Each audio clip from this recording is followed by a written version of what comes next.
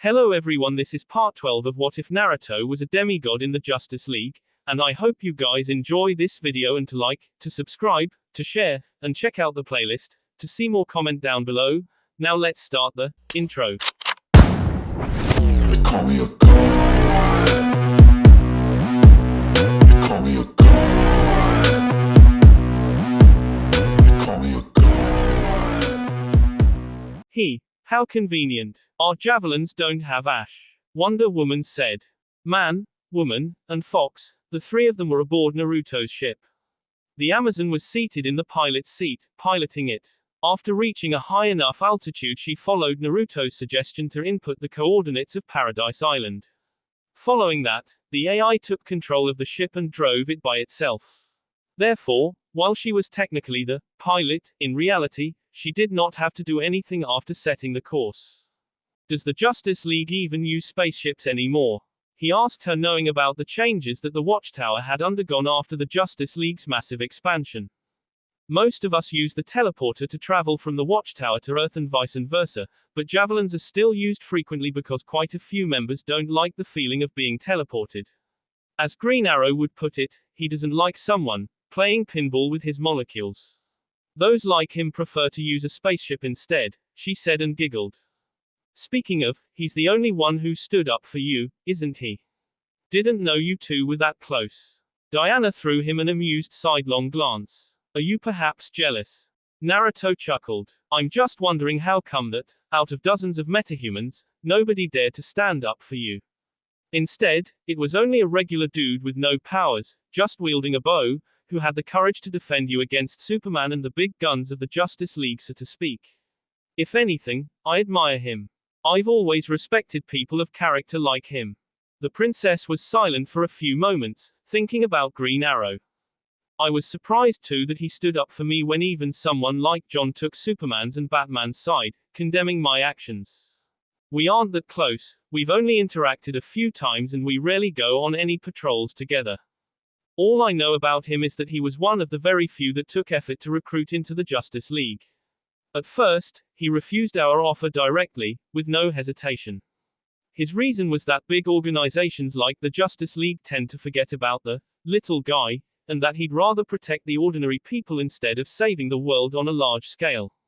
He wanted to take care of his city first and foremost. How did you convince him to join in the end? He asked in interest. She showed a hint of distaste on her face when she spoke next. Batman made use of Black Canary to manipulate him. Black Canary's name did not light any bulbs in his head because she was not a particularly famous hero. There were over 100 other members of her tier in the Justice League. Naruto did not care to remember them all. He only knew a dozen or two of them by name. Seeing that he did not know who she was talking about, she explained. Her ability is to release sonic screams. She's a good fighter too. But, most importantly, she's a very attractive woman. Blonde-haired, blue-eyed, often wearing a costume with sexy fishnet stockings. Green Arrow fell for her at first sight. Looks like no matter the planet, men of character often have a weakness for beautiful women, he chuckled. In the momentary silence that followed, a sound of purring and a low, quiet growl could be heard clearly. It was coming from the nine-tailed fox cub that was sprawled like a lazy cat in Wonder Woman's lap. It looked like Kyuubi had forgotten all about his sky-high pride and dignity as the most powerful Bayu. Every time the Amazon princess petted his head and caressed his back, the fierce and violent-tailed beast would become putty in her hands. Diana grabbed a bunch of his fluffy tails and pulled at them playfully, not able to resist the urge to tease the fox a little, but he did not seem to mind it all. If anything, his growls of comfort grew louder. In moments like that, it was very hard for her to wrap her mind around the idea that the cute fox cub purring like a small engine in her lap could become a murder machine in the next second if needed. The old leader of my country and my homeworld and my mentor both were big perverts. Naruto continued. Kyuubi lazily opened his eyes and his snide words suddenly put Naruto on edge. And you're a bigger pervert than them both. A closet pervert. The princess began to smile widely, realizing that she was about to hear some juicy bits about Naruto's dark history from when he was young. Kurama. Naruto called his name in warning, but the fox revealed an evil grin.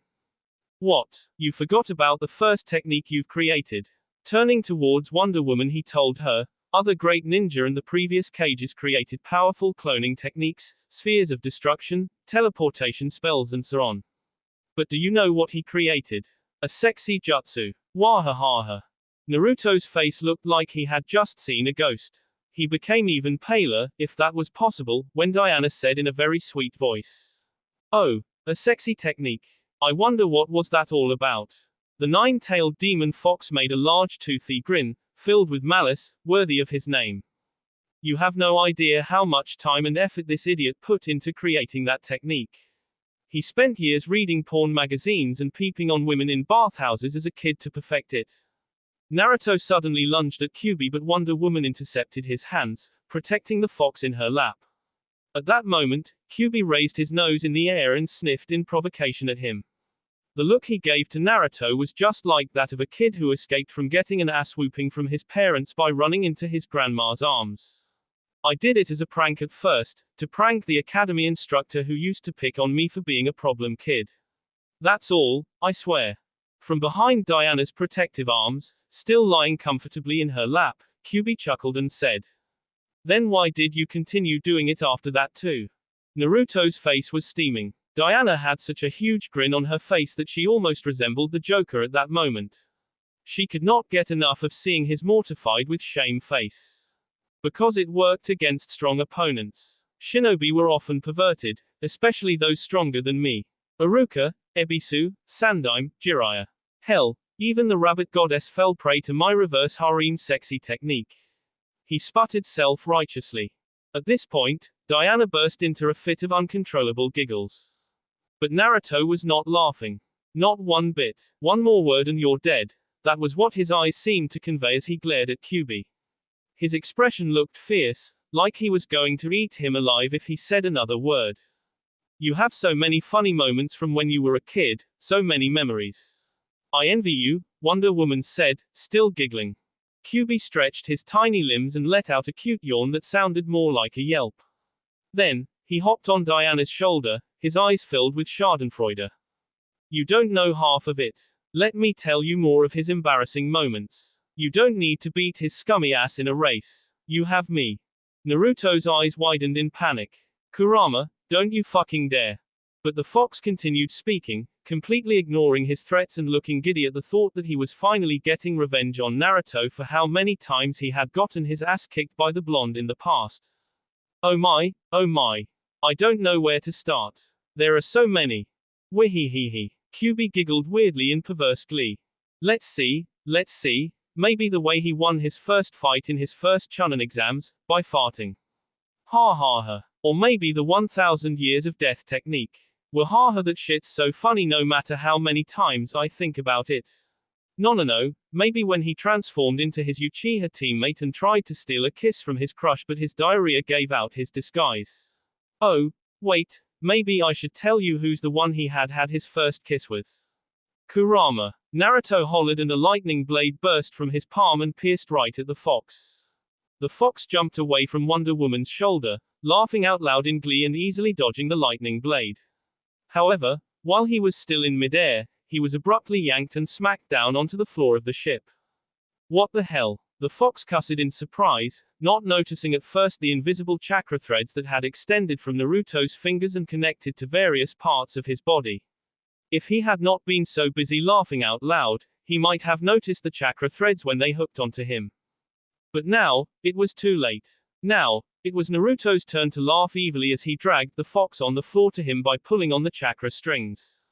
Diana, help! He cried out pitifully. But the princess's indifferent laughter sealed his fate. You, traitor. I trusted you to protect me. The fox yelled at the Amazon. Naruto chuckled in anticipation. You reap what you sow. What goes around, comes around. Kyuubi's eyes revealed fear. No, wait, Naruto, can't we talk? Ahaha, I was joking. It was a joke. No, Gya. The fox's screams filled the spaceship as Naruto administrated him a long overdue and well-deserved beating.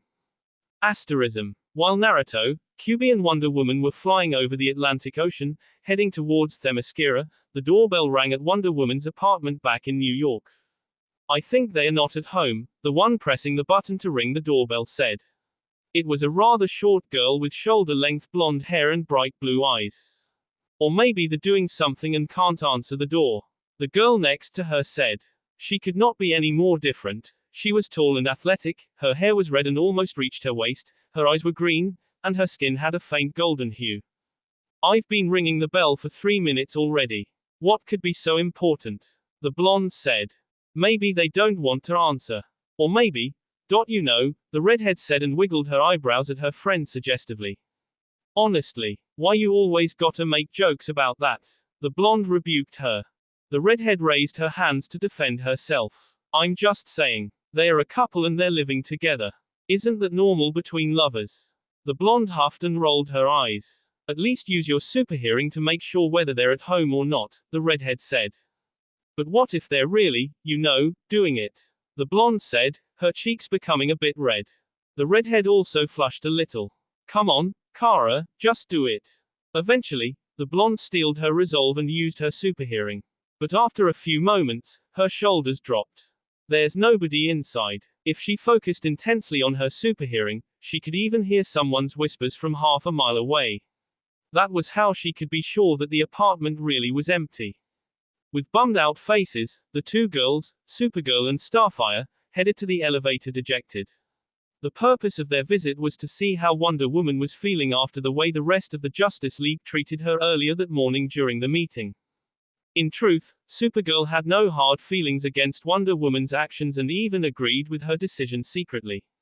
But she could not outrightly defy Superman in front of everyone. Wonder Woman was not wrong. But Clark and Batman and the rest of the League aren't wrong either. This whole situation is one big mess. There is no right answer. As for Starfire, she was completely on Wonder Woman's side. She had wanted to speak out in her defense too, alongside Green Arrow, but Supergirl had stopped her. Starfire was just a newly arrived alien on Earth, a teenage girl and not a full-fledged member of the Justice League either. She had been on Earth for only a few months. Her words would not hold any weight in the eyes of the rest of the members. Supergirl had stopped her from making a scene because in those sensitive times, not only Starfire's action would not change anything for good, but she would also needlessly make her life harder. Look at me, being all mature and all that, she thought, half amused, half mocking herself. After Naruto saved her from her cryo-sleep on Argo and brought her to Earth, Supergirl lived her days on Earth happy to have a second chance at a new life. Light-hearted and always up to some mischief, she just enjoyed high school, hanging out with her friends, and occasionally beating up bad guys. She was letting her adopted cousin, Superman, deal with the serious stuff. However, after the addition of Starfire in her life, the ditzy blonde involuntarily became more mature in order to take care of the redhead who was an even bigger airhead than she was. But Supergirl did not regret it, nor was she annoyed or frustrated because, before she knew it, the Tamaranine princess had become her best friend, almost like a sister. No, even more than that. I really wanted to see Diana and tell her that I don't hate her like everyone else. She must be feeling horrible right now, Starfire said pitifully. Do you think that maybe she left the Earth? Supergirl was startled. That, I don't know. Soon, the elevator reached the ground floor and the two teenage girls came out of the building. Down with the Justice League. BOOO. Arrest all metahumans. We don't need any metahumans. Fuck the government. Down with the government. Death penalty for Wonder Woman. Hearing what the crowd was screaming, Supergirl and Starfire thought to themselves. I wouldn't blame Wonder Woman if she left the Earth after all this. The roars coming from the crowd reverberated through the entire city. Although Starfire was dressed in a long grey winter coat that covered most of her body, her height, her vibrant green eyes, and her golden skin still made her stand out. The Tamaranine princess pulled her fluffy white hat deeper and wrapped her muffler higher up her face to hide her face. Her unique and exotic looks made her quite famous worldwide among the male population after she joined the Justice League. But with the anti-metahuman hatred having reached its peak at that moment, being recognized as a metahuman and a member of the Justice League was the last thing she wanted. The two girls hurriedly made their way to a narrow side alley to not get swept by the mob. When they reached a spot with no people or visible traffic cameras around, they flew away, quickly leaving New York City behind. Asterism. The streets of the Big Apple had become pandemonium. Almost 100,000 protesters were screaming at the top of their lungs. Burning bins and destroyed police cars littered the streets as the angry mob smashed the windows of the shops and cars, looting everything they could get their hands on. The riots were not limited to New York City. They had spread from there to the rest of the country in a matter of hours, like wildfire. Metropolis, Los Angeles, Houston, San Francisco, Chicago, Gotham, Coast City, Jump City, almost all the great cities in the United States had been frozen by protesters. Central City was the only great city in the USA where there were no riots in the streets. Central City was Flash's home city. The inhabitants of the city loved their local hero so much that they had even inaugurated a museum in his honor, to show their appreciation for him. Because of the kind and likable speedster who always did his best to protect them, Central City's population had not jumped on the hate train against metahumans like everyone else. Regardless, the situation in Central City was an anomaly compared to what was happening in the rest of the country. In Washington, D.C., the government mobilized the army to protect the White House from the protesters. In the rest of the cities in the USA, the police and the National Guard clashed against the rioters violently. Many city halls were set on fire and multiple casualties were recorded only a few hours after the start of the protests. The general population was enraged. Enraged at the metahuman criminals. Enraged at the Justice League.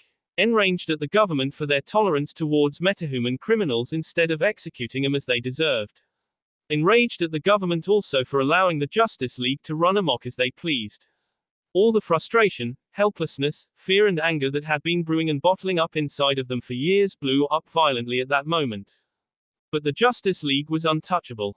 In the first place, nobody knew the civilian identities of the members and it was not like they had any means of attacking the Watchtower, a satellite in space, either. However, in the eyes of the general population, the government was the root of all evils. In their minds, it was the government's fault that metahuman criminals were just imprisoned and given the chance to break out of prison and commit crimes all over again instead of being given the death penalty. It was the government's fault for allowing an independent organization of superhumans like the Justice League to exist outside the confines of the law. It was the government's fault for allowing the metahumans to run amok. Due to the US citizens' high level of armament and their ingrained anti-government predisposition, the riots in the USA quickly became violent, with the protesters using fireweapons to fight against the armed forces of the government. But that did not mean that the rest of the world was left unaffected by what was happening overseas. In the next few hours, protests blew up in Europe too. In Moscow, tens of thousands of people came out in the streets and sieged the Kremlin. In Athens, the already existing riots against the police forces due to a case of police brutality had turned even more violent after a metahuman policeman tried to disperse a mob of protesters through the use of his superpowers. Because of him, the number of protesters sharply increased and the riots became a nationwide issue. In France, multiple cities became paralyzed by the protests as hundreds of thousands of people came out in the streets, while in the UK, the angry mob of protesters attacked the royal family when the monarch came out in the streets, trying to placate the masses. Soon, the rest of the continent descended into chaos too. In Asia, some governments directly ordered the army to open fire on civilian protesters. The situation quickly escalated in brutality, even above what was happening in the USA. In China, one of the generals in the People's Liberation Army controlled by the Communist Party refused the orders of his superiors to open fire against the peaceful but numerous protesters in Beijing and sided with the population instead. Because of that, the enormous country was engulfed by the flames of revolution. In that chaos, Hong Kong broke off from the rest of the country and the waves created by the civil unrest in China greatly affected North Korea too. In the following days, the North Korean leader was lynched by the population alongside his entourage of politicians and the ruling political party. The North Korean government fell. In India, the initial protests against the metahumans and the Justice League immediately devolved into something much worse, a violent clash between people belonging to different religions. The initial reason for protests was forgotten and the protests became something entirely different when the already existing conflicts amidst the population reared their fangs. In Myanmar, the military opened fire on the protesters and then the army overthrew the government too, installing a regime of straightocracy. Under martial law, hundreds of civilians were murdered in the process. In Thailand, the already existing movement against the monarchy intensified and blew up into an all-out revolution. Compared to most of the world, the situation in Japan was vastly different because the anti-metahuman movement over there was almost non-existent. In the first place, the percentage of metahumans in the total population was noticeably higher in Japan compared to other countries, a fact which had led the sociologists of Japan more than a decade ago to predict the possibility of major civic unrest to occur in the future, as it was the case for the rest of the world now. Because of that, years back, the government had taken timely measures. The hero agencies and the superhero academy that they had created years ago had fully integrated the metahuman population into the society and the economy of the country. In Japan, metahumans could use the gifts properly as working members of society instead of being tempted to join the wrong side of the law. Naturally, superpowered criminals still existed, but the percentage was much smaller than in the rest of the world.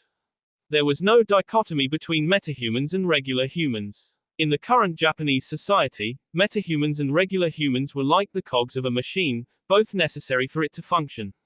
1. As for Africa, several countries had already been in the midst of riots or civil wars for various other reasons.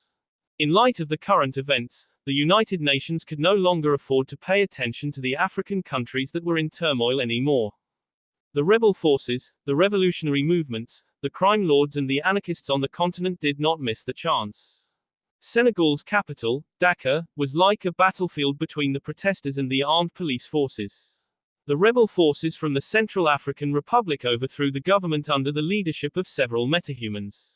In Mozambique, the armed rebel forces launched a siege on the capital city and the population started an exodus en masse towards the south, desperately running away to escape the war. Just like the assassination of Archduke Franz Ferdinand had been the pretext that sparked the start of World War I several decades ago, Wonder Woman's murder of Maxwell Lord sparked a wave of chaos and war as the Earth had never seen before. This time, it was different from World War I when there were clear alliances and enemies.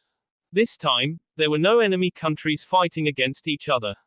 Now, it was a different kind of war, it was hatred and discord from within. In less than a week, chaos engulfed the entire world. The way the social unrest, conflict, and war had spread from one country to another could be attributed to mass media and the internet. However, for the people who had clear minds and clear eyes to see, the speed at which it had happened was not normal. Never before had a country's civil war impacted the whole world like that. Never before had such a state of chaos and strife overtaken the planet so fast. It was too sudden. It was too fast. It was unnatural. A peculiar spaceship flew at a constant speed in the skies above the Aegean Sea. After a while, it started its descent towards a seemingly empty area with no landmass in sight. So this is how you've managed to stay hidden from the world all these centuries. An illusion spell, Naruto said, impressed. The reason for his amazement was that there was an archipelago of islands of several miles across each that had been hidden by the concealment spell. To cast a spell of such proportions was definitely the work of a god. Don't land too fast. Give them time to gather their troops. They're going to feel safer if they have their weapons in their hands, Wonder Woman suggested. Naruto looked at her weirdly. Why would they need weapons? You're hiding something from me, aren't you? The princess cleared her throat awkwardly. Actually. Don't even think about lying, shrew. Kyubi growled from the side. He was not going to forget any time soon that Diana betrayed him and left him to get beaten up by Naruto. What did you call me? She said and glared daggers at the fox. Fox and woman glared at each other intensely for a few very long moments. But a sudden flick on the forehead snapped both their heads up and they let out yelps of pain. The hell was that for, dipshit? Kyubi shouted. Naruto, you're going to pay for this. Diana also yelled. Wonder Woman and Kyubi looked at each other briefly, communicating through their eyes. A mere second was enough to reach an understanding and then they nodded at each other. When they both turned their head to look at him at the same time, he felt a chill go down his spine. Guys, cut the nonsense. Look, we're going to land soon, no time to fool around now. Guys. Now, it was his time to yell for help when the fox and the Amazon jumped on him. He had tried to break them and stop them from fighting, but the two ended up joining hands against him. Naruto learned that day to never get between Kyubi and Diana again. Asterism. By the time Kyubi and Wonder Woman got their fill from beating up the blonde, several hundred women riding on horses had already gathered up on the island below. I assume they don't like visitors, Naruto said when he saw the large group of women wielding primitive weapons.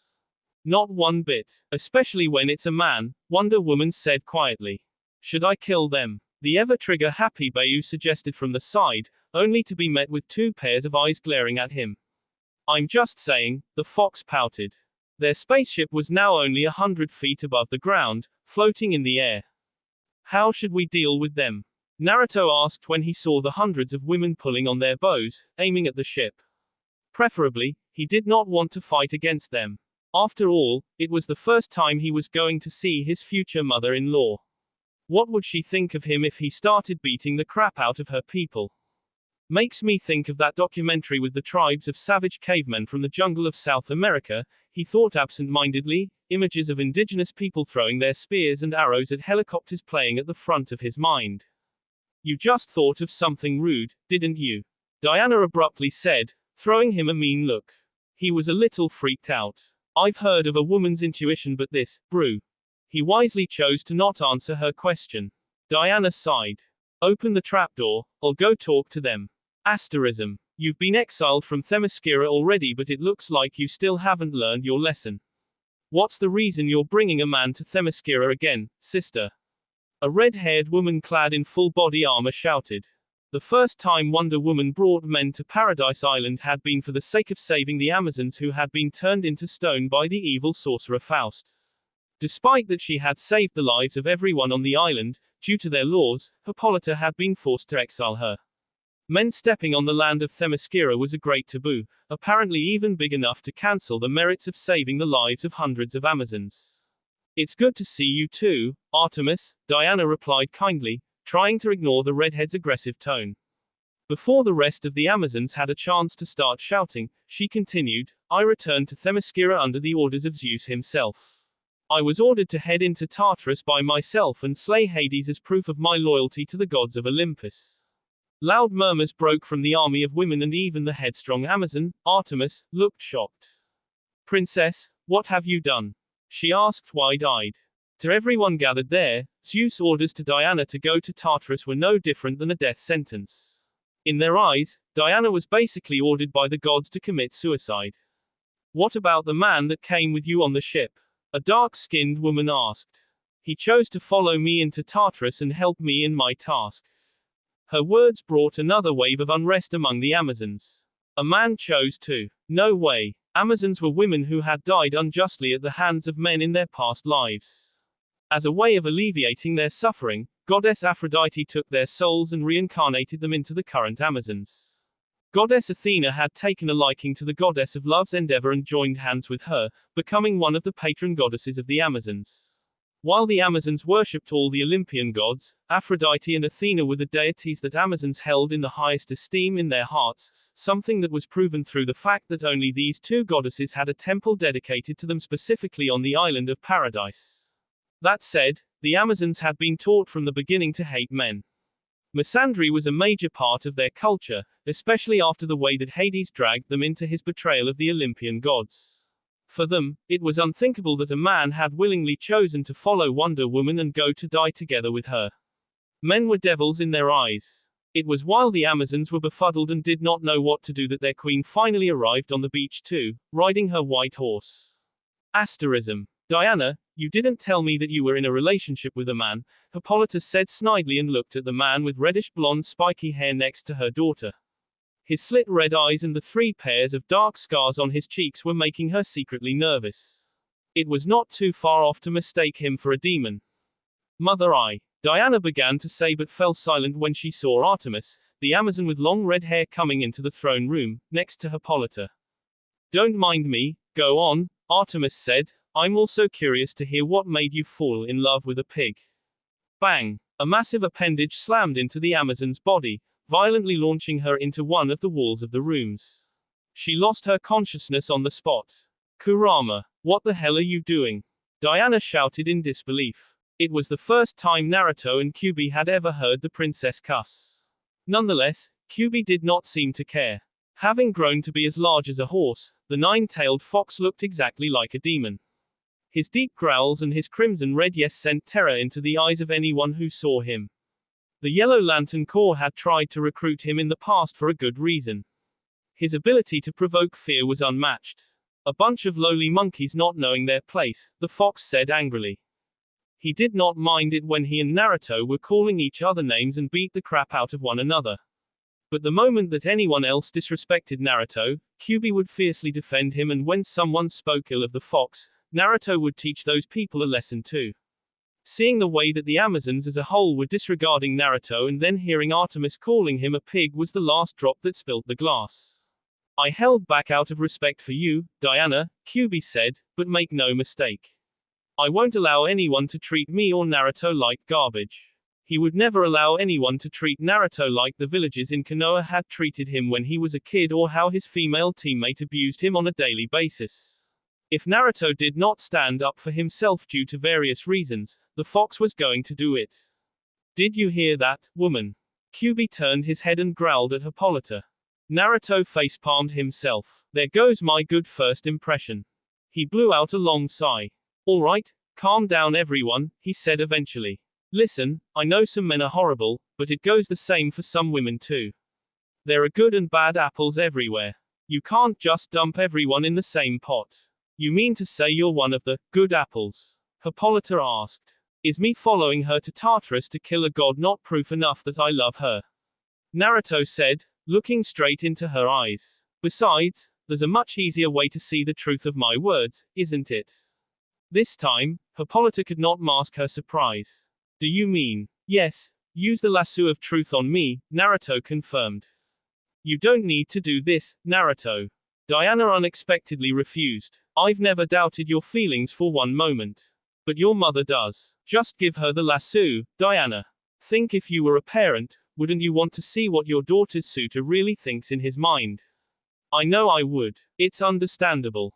Though still not happy, she eventually handed the Lasso of Truth to her mother. Appearing rather hesitant, the Queen of the Amazons came to Naruto and put the lasso loosely around his neck, on his shoulders. Her eyes were filled with curiosity as she looked at him up close. Not many people would willingly give someone permission to find out what truly lay in the depths of their heart. You can ask me anything you want, he said, giving her the green light. Hippolyta nodded at him. Then, the Lasso of Truth started to glow with a golden light.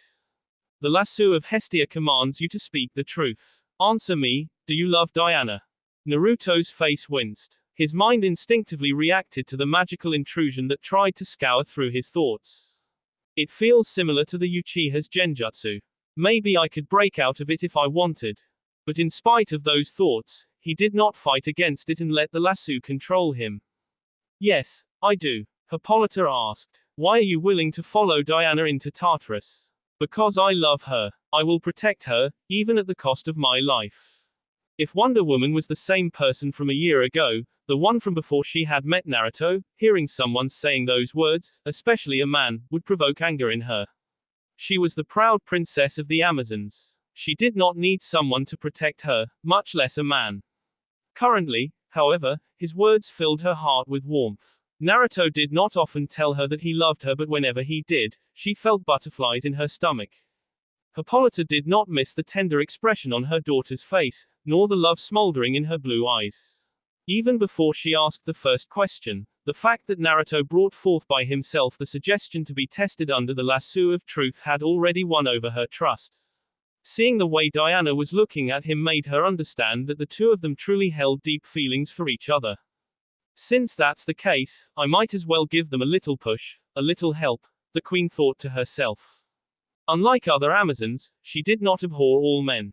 She knew that there were good people among men too, as Naruto said. It was just that she did not want her daughter to make the same mistake as she had done, to fall in love with the wrong person, with a man who would use her and then throw her away. But now that she was convinced that Naruto was sincere about his feelings for Diana, she did not mind them being together. Therefore, she decided to actually support them, as a mother should. What are your plans in regards to Diana in the future? Hippolyta asked, indirectly giving Naruto the chance to say that he wanted to marry her. Under the coercion of the Lasso of Truth, Naruto answered. I want us to leave the Earth together because the rabble of this planet does not deserve her. I want her to be happy. I want to marry her and have a daughter with her. Diana was on the verge of tearing up. Hippolyta appeared to be moved too by his answer. I think it's enough, mother, the princess said. She wanted nothing more than to hug him at that moment. All right, but I have one more question. Hippolyta said. What is that you like the most about my daughter? Her muscles, Naruto replied. QB. Diana. Hippolyta. The three of them looked at Naruto with blank faces, in disbelief. The lasso of Hestia commands you to speak the truth. Hippolyta repeated in an authoritative voice. What do you love the most about my daughter? Answer me. When Hippolyta asked that question again, QB thought to himself. Oh, boy, now she's done it. You opened a can of worms you shouldn't have. As someone who had been with Naruto from the very day he was born, the fox knew his character better than anyone else. He knew what was about to come. Naruto's face stiffened for a moment, a sign that the lasso was truly working on him, and then he said again. Her muscles. When the effect of the lasso ended, he could not help saying in annoyance. What? You were expecting me to say her big boobs or something? Yes, I love her boobs too, but it doesn't compare to her muscles. Naruto. Diana cried out in embarrassment and flushed. But when she saw his eyes roaming up and down her body shamelessly in his lecherous grin, her face turned even redder, all the way to her ears. The blonde-haired Amazon queen looked at him still with a blank face, not knowing what to say. Interpreting her being at a loss for words as her judging him for his tastes, Naruto said self-righteously. Boobs are great and ass is great too. But her muscles, that's where it is. He was speaking with passion, his eyes burning with conviction.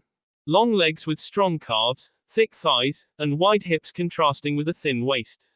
A strong core with six-pack abs and a defined V-cut combined with a pair of large breasts and a toned, big ass. Now, he was speaking even more fervently, with reverence in his voice. The peak of athleticism meeting the peak of female body attractiveness, resulting in perfection given human form. You scrubs know nothing. How can someone look so strong but tender too at the same time? How can someone have such well-defined muscles but also exude such feminine grace at once? I bow to Aphrodite for gifting Diana her blessing because she is a work of art. She is divine. At that moment, Hippolyta lost it and just stared at him with her mouth open. The sound of a sword being unsheathed was heard. Why you shameless swine? Mother, shall I kill him? Wonder Woman's face was boiling. She began to stutter as if she could not contain her shame and anger anymore. She almost saw red in front of her eyes for a second. However, Naruto seemed oblivious to her morbid embarrassment. With his eyes closed and his fist clenched in front of him he said, his voice filled with zeal. If I am to die one day, I have a dream, that I would die suffocated by her thick thighs and AAARGH. Diana could no longer take it. With a battle cry, she lunged at him. QB was not one to care about humans' customs and common sense, but at that moment, if foxes could blush from embarrassment, he would. He covered his face with one of his tails and turned around, ashamed at being associated with someone as shameless as Naruto. I don't know this guy. I don't know this guy, he muttered to himself and made himself small again. He slipped out of the throne room, not able to bear with watching the ongoing scene anymore. Asterism. Several hours later, Wonder Woman was thrashing around in her bed, kicking the air with her legs. Burying her face into her pillow, she let out a scream. She had just recalled again the scene of her mother interrogating Naruto with the lasso of truth. How could he say something like that? In front of my mother. She let out another muffled scream in her pillow. Then, she turned on her back and looked at the tall ceiling of her royal chamber with a blank look on her face. I won't be able to look my mother in the eyes for years. I want to die. Thankfully, the saving grace was that she did not have to deal with anybody anymore. Under the Queen's orders, and thinking that this was probably the last day of her life, the rest of the Amazons did not bother Diana anymore. Naruto and QB were also given rooms in the Queen's residence where they were going to stay for the night. They were going to open the gates of Tartarus the next day. While Wonder Woman was still steaming in her embarrassment, she heard a knock on the door. She sat up and quickly tidied her bed a little and ran her hands through her long hair, trying to make herself somewhat presentable. Who is it? She asked. It's me. Recognizing the owner of the voice, her blush returned to her face at full force. Go away, swine. The newcomer, however, opened the door and stepped inside. Seeing her angry and embarrassed face, the blush marring her cheeks and the glare in her eyes made him grin widely from one ear to another. Wearing a simple white Amazonian robe, with her long hair flowing smoothly down her back and her face flushing, she looked like an innocent and shy maiden. Crap, she's so cute. He had to force himself to keep his face serious. After he had narrowly evaded her sword back, in the throne room, and ran away, the princess refused to speak to him for several hours. Now, he came to her room to make amends. I'm sorry, Diana, he said. How could you embarrass me like that in front of my mother? She blew up, her face becoming even redder the more she thought about it. When she recalled the way her mother stood mouth agape when she heard his words, the princess buried her face in her palms. Naruto closed the distance and tentatively put his hands on her shoulders, inwardly expecting her to push him away. What would you have wanted me to do? She's the one who asked what I like the most about you while using the Lasso of Truth. I had to answer, didn't I? When she looked up at him, he could feel the heat that her face was radiating. You didn't have to go into such perverted details. Naruto involuntarily smiled again. You're laughing. I'm dying of shame here and you're laughing. She jeered at him. I can't help it. You're just too cute. And you're a pervert. Pig. Hey, what's wrong with perving on my girl? He said with a grin. Who am I going to perv on if not on you? She did not answer, but she returned his hug and buried her face into the crook of his neck. They stood embraced like that for a while, in calming silence. Although you're a pervert, I still love you. Be grateful for it, she mumbled into his neck, making him smile. Wonder Woman had gone through a complete rollercoaster of emotions that day. First, early in the morning, having a life and death battle against a bloodlusted Kryptonian. Then, her friends and teammates condemned her for killing Maxwell Lord. Then, Zeus basically sent her to die, in Tartarus. They're thinking that if Hades isn't going to kill me himself, the creatures of Tartarus or Hera's assassins will. After that, she saw tens of thousands of people in New York, demanding her death. The very people that she had risked her life countless times to protect. Lastly, she felt the sweetness of being loved and supported by Naruto. Though the incident during the interrogation embarrassed her to no end, deep down she was secretly elated. No woman would ever say that they hated the fact that their significant other was head over heels in love with them. That will be all for this video. Be sure to like, subscribe, share, and comment down below for more videos. Goodbye.